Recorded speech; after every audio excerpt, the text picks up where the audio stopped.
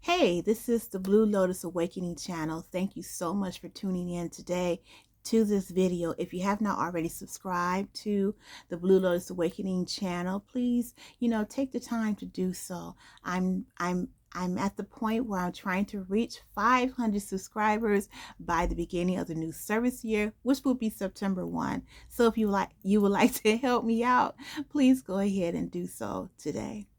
This video is about why I believe that Jehovah's Witnesses and Black America, or Black people in general, or African people, why the religion is really not so, or not really made for them or for people who look like me.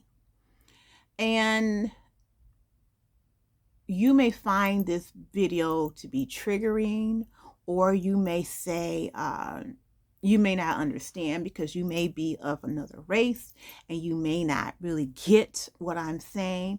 But I only ask people who are not Black or African to just listen and pay attention, and to listen with your heart, and not with any other prejudices that you may have already formed. The history of Jehovah's Witnesses and Black people is a very muddied one. And I say that because at the very beginning of Jehovah's Witnesses history, there are publications that stated that when it comes to trying to study with Black people and to bring them into the organization, to teach them the truth, all of those things, the organization's stand on Black people was that we were dumb, ignorant, and that the truth would be lost on us. That's how the International Bible Student Association, the beginnings of Jehovah's Witnesses, felt about bringing in Black people as members. That's how they felt. When you look at the beginning pictures, the pictures from the early 100 or so years ago, when you look at those pictures from 1874 to, let's say, the early 1940s, you don't see any Black people in those pictures.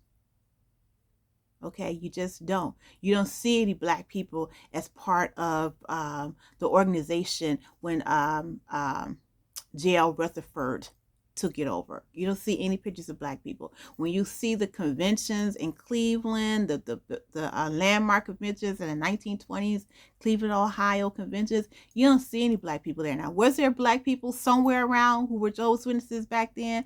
I'm sure it was, but primarily, no. Jehovah's Witnesses was and still is in many ways a white man's religion. Now, you may say, as a Black person watching this video, that no, Jehovah's Witnesses is not a white man's religion. That's not true. Jehovah is not a God who is partial. Jehovah is impartial, and he doesn't see color. Yes, you may be correct. God is an impartial God. He created us all, or he or she created us all. And yes, God does not see color. The universe doesn't see color. But you know who does see color? Man sees color. Primarily, the European male sees color. The society that we live in today, the westernized society, sees color and has always seen color. Okay, especially if the color is not Caucasian or so-called white. Jehovah's Witnesses is an organization that was created by a white man, a white American businessman who was rich. This organization was founded by that man. And this organization has ran primarily under the headship of a white man for most of its iterations.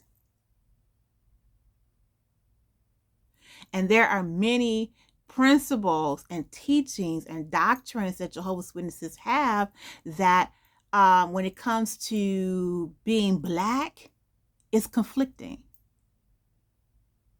You may say, how? How, Neil? Explain that to me. First and foremost, as I said before, Jehovah's Witnesses did not preach to Black people because they felt that Black people were ignorant, that we were uneducated, and that the truth would be lost on us. Even though in the Bible, there is a story in the New Testament that talks about the Ethiopian eunuch and how I believe it was Philip, the Apostle Philip, who preached to the Ethiopian eunuch and who baptized the Ethiopian eunuch as into Christianity. So there was a Black man who became one of the first Christians, as is noted in the Bible. Even though we have that, Jehovah's Witnesses felt that teaching Black people the truth was a waste of time. So then as Jehovah's Witnesses began to grow and began to enter, the American South, then you have a situation where even though God is impartial and doesn't see color, Jehovah's Witnesses felt that it was okay to go along with segregation. Jehovah's Witnesses believed that it was okay to have Black kingdom halls and white kingdom halls. Jehovah's Witnesses believed it was okay to have Black Jehovah's Witnesses and Jehovah's Witnesses preach to their own kind and not to mingle or preach to people who were not Black. Jehovah's Witnesses were cool with that. There's a video that's on JW Broadcasting right now where you have a discussion on or experiences or testimonials of Black Jehovah's Witnesses in the American South and how things were operated back then. And Jehovah's Witnesses would like to tell you that, hey, we abide by the law of the land. We abide by the laws of the land when they don't interfere with God's laws. I mean, Jehovah's Witnesses will tell you that every day, all day long. However, during the time of segregation or Jim Crow, Jehovah's Witnesses practiced it too. Jehovah's Witnesses didn't say, well, you know what, God is not partial, so we're going to have kingdom halls and meetings that are fully integrated. No, Jehovah's Witnesses didn't believe that. No, they didn't. They had Black kingdom halls and congregations. They had Black congregations and white congregations. Black circuit overseers and white circuit overseers. Black circuit overseers catered to the Black Americans, and the white circuit overseers catered to the white Jehovah's Witnesses. That's how Jehovah's Witnesses, the organization, the society operated. And they didn't see anything wrong with that. Because they were what? Abiding by the law of the land. When the civil rights movement occurred and was happening, Jehovah's Witnesses still didn't take a stand on that. And they felt it was wrong to become involved in that, to take a stand on it. You can see in that particular video with the former Black circuit overseer in the video talking about that time period, and he was saying that the civil rights workers thought or felt and believed that Black Jehovah's Witnesses should also be a part of the movement of change in this country. And Black Jehovah's Witnesses at that time felt that, we have to remain neutral. But when segregation was officially ended, then Jehovah's Witnesses decided, okay, well then let's integrate. Let's start integrating.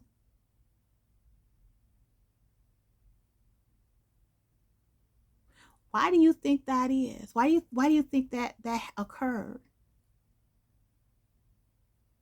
Because what we didn't know then that we know now is that Jehovah's Witnesses was receiving money from the United States of America. They were receiving money from the government.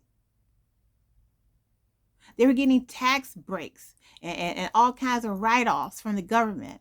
So for Jehovah's Witnesses to integrate their congregations in the American South before segregation was before segregation ended, that would have been a bad thing politically and financially. So Jehovah's Witnesses, in essence, kept segregation going for as long as they could because it benefited the bottom line. Even though you can say all day that Jehovah is an impartial God, obviously Jehovah's Witnesses did not believe it because they helped perpetuate segregation and Jim Crow in the American South. So when the 1964 Civil Rights Law passed and integration began to take effect, then Jehovah's Witnesses decide that, well, we're going to go ahead and start integrating our kingdom halls because what? Because why? Why? Why? Because, oh, since it's the law, we're going to abide by the law. No, Jehovah's Witnesses abide by laws when it benefits them.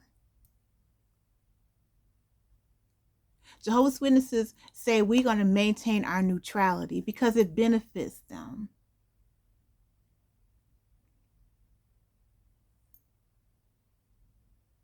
Because if they were really following God's law, Jehovah's Witnesses would be the religion, would have been the one religion in the American South that didn't practice segregation. But they did. Another reason why being black and being one of Jehovah's Witnesses, I do not want to fail to mention that even though black Jehovah's Witnesses did not participate in the civil rights movement because of their so-called neutrality, black Jehovah's Witnesses benefited from the civil rights movement. They're benefiting from it right now. So all the people who gave their lives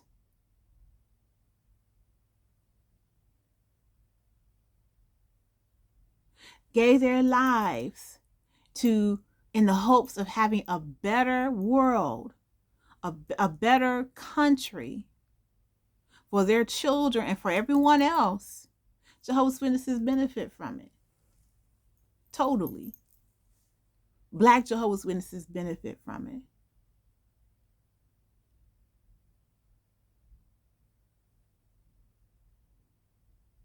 Why would you want to be a part of a religion that really don't care about you?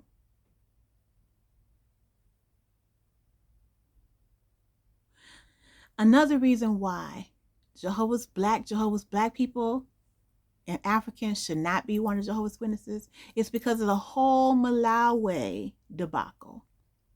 You have to read Crisis of Conscience by Raymond France. And if you read that book and you really get down to the chapters where he talked about Malawi and Mozambique, where there was a situation where Jehovah's Witnesses were being tortured, they were being persecuted, tortured, killed, murdered, slaughtered, all of that stuff because they would not take a political party card. You have to read that, because when I read those particular chapters in the Crisis of Conscience book, I had to put the book down because I was very distraught behind it. I was very distraught because the thing is that it was a card that Jehovah's Witnesses in Malawi had to sign. It was a party card. You just take the card, Take the card, saying that you belong to a party or whatever party they want you to do. You just take the card and move on about your business. That's all the Malawi Jehovah's Witnesses had to do, right? And if they chose not to take the card, they could either, I think it was a situation where they could take the card or they could perform some type of political service for their country. All right. However, when the word got back to Bethel, New York, where all the white men are, the decision came down to the Africans, to the Malawians, that they should reject the card, and then the option should be rejected as well. So the either or, take the card or perform some type of military service. So the decision from the governing body, or there wasn't a governing body back then, but the decision from Bethel was, hey, you are to reject both. And so because of that, Malawian Jehovah's Witnesses were murdered, tortured. They were kicked out of their homes. They lost employment. Families were separated. And then eventually people started migrating to Mozambique. Now, during this time, I was a little girl. And I remember the letters that was being read to us from New York about the brothers and sisters in Malawi and how they were being treated. And it broke my heart. And so we had to write letters. Okay, the society or the branch in New York told everybody to write letters, begging the government in Mozambique, in Malawi, to stop the persecution of Jehovah's Witnesses over there, of the African Jehovah's Witnesses. And so I wrote letters. Can you imagine that, being 10, 11 years old, writing letters to Africa, saying, please stop hurting these people. Allow them to enjoy their religious freedom. Now, what Brother Franz or Raymond Franz said in Crisis of Conscience was that there was a similar situation going on over in Mexico. I think it was Mexico. It was Mexico or one of the South America, something like that, in one of the Latin countries. A similar situation was going on. You either get the political card, or if you don't want the political card, you perform some type of military service for a year, right? Same situation now. But what do you think the society told the people in South America? The decision was different. The society told the Jehovah's Witnesses in South America, or was it Mexico? I don't remember. You have to read the book. But what Jehovah's Witnesses told them was that they had the option. If they did not want the card, they could opt out of the card and perform military service, sign up for military service for a year. And Raymond Franz said that in different meetings that they had, he objected to this. He said, well, if we're going to go ahead and let the Latino Jehovah's Witnesses have the option to perform military service for a year instead of getting a card, why didn't we do that with the brothers and sisters over in Malawi, Africa? He didn't get a response for that. He was told, stop asking questions. So you have two sets of Jehovah's Witnesses. You have one set of Jehovah's Witnesses who are not my skin type, who are Latina or Spanish. And you have the same scenario, the political card or military service for a year or two. And Jehovah's Witnesses in New York says, okay, well, don't get the card, just perform military service. And that's what they did. Same situation. Malawi, Africa, You have an option: get the political card or military service. And what was the decision?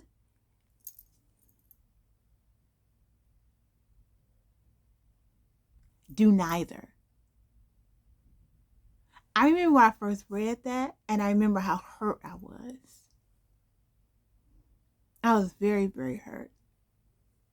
And then I remember attending an assembly, a special assembly day, where there were Jehovah's Witnesses who had made it out of Mozambique to America, and they told their stories of horror about living in Malawi and being persecuted. I wonder how they would feel if they knew that the same situation was taking place in another country, in a European country, and the outcome was different because there was a choice.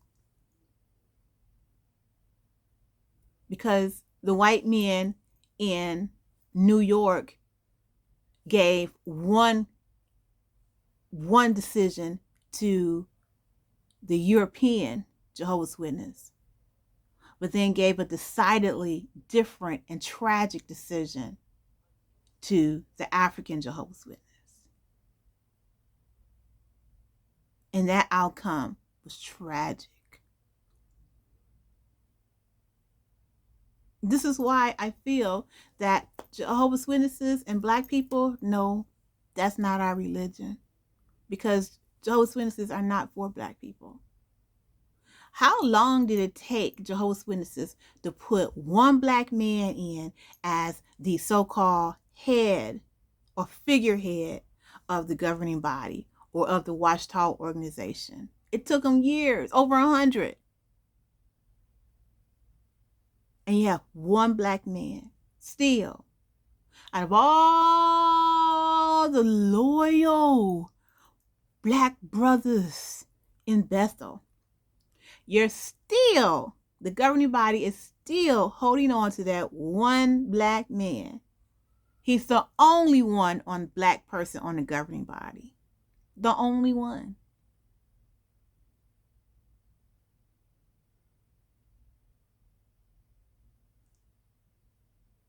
Think about it.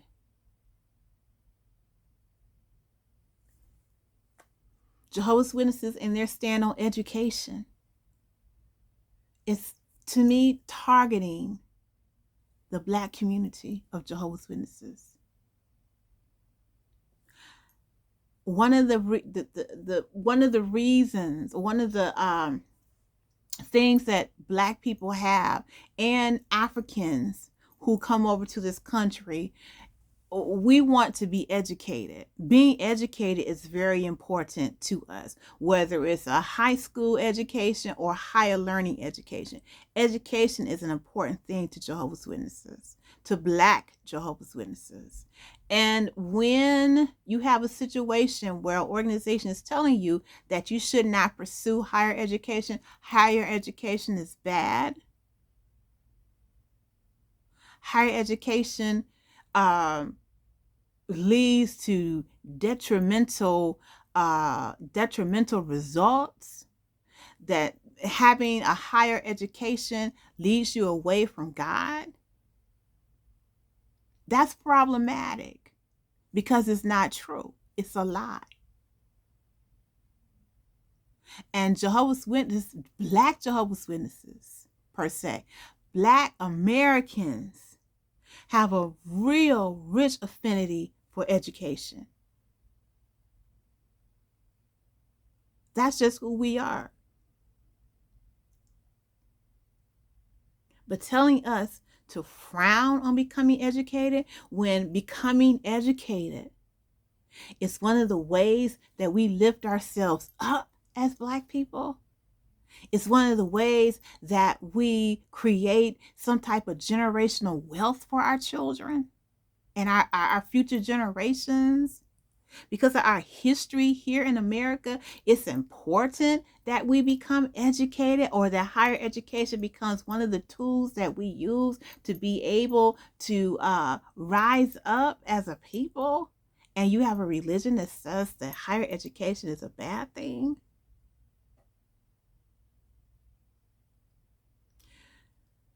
When you really hear that thing about higher education is bad,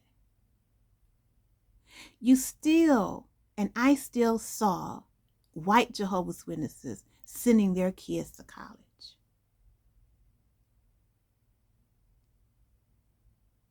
I still saw white kids going to community colleges, state colleges, and universities.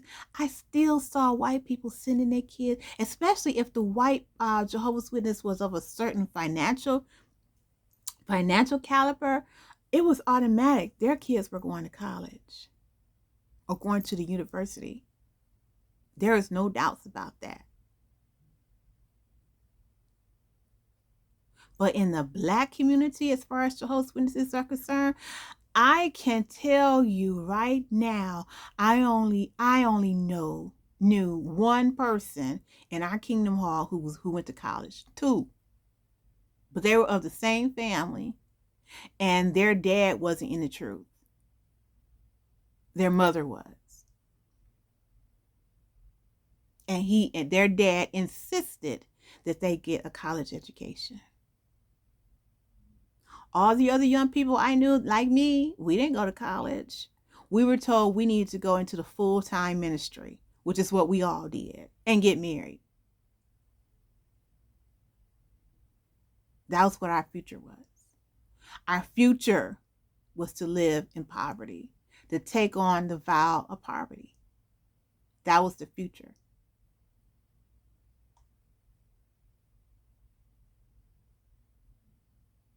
And I just, as a young Black woman, Jehovah's Witness, I didn't understand that because I had dreams. I either wanted to be a nurse, I wanted to be a teacher. I had dreams that meant I was going to have to go to college.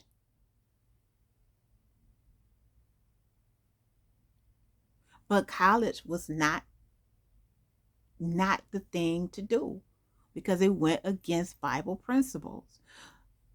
So-called Bible principles.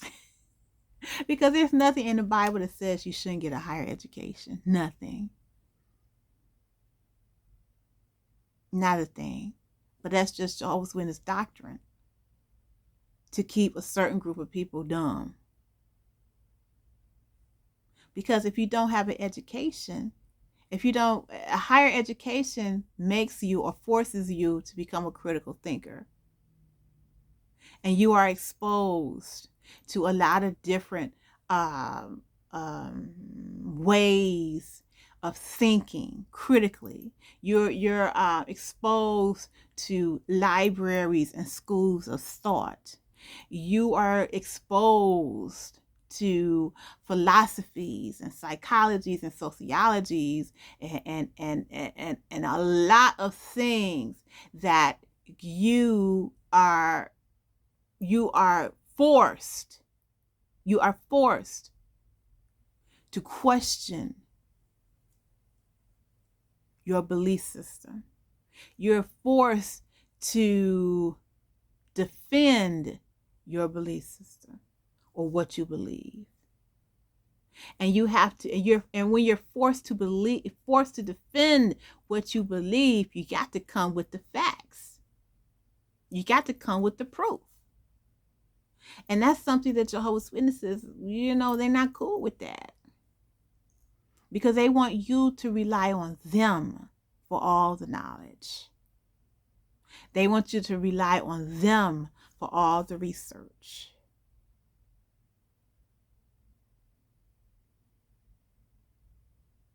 They want you to rely on them for knowledge, for education. That's why in another video I have on this channel, I talk about education, studying. Do Jehovah's Witnesses really study? Jehovah's Witnesses really don't study. They don't know what the meaning of study is. They have no concept, no understanding of what studying means. Because they're not allowed to study. They're allowed to read a paragraph and pick out the answer and underline it. And if it's a word they don't know, they're told to just look that word up, not to do any other outside auxiliary research on that word, the origin of the word, none of that. Nah, nah, nah, nah. That's too much. You're going too far. That's too much. That's real study. But Jehovah's Witnesses feel like, you don't need a higher education to make it in this world, because this world is going to pass away. You're going to be in a paradise for the rest of your life. So wait on that. Work towards that. You don't need an education. And that's why I feel like being black and being one of Jehovah's Witnesses is a bad thing. It's not a helpful thing. But this particular iteration of Jehovah's Witnesses, the religion, caters to people, to black people, or to people who are minorities. It caters to them. In another video, I will discuss that as well.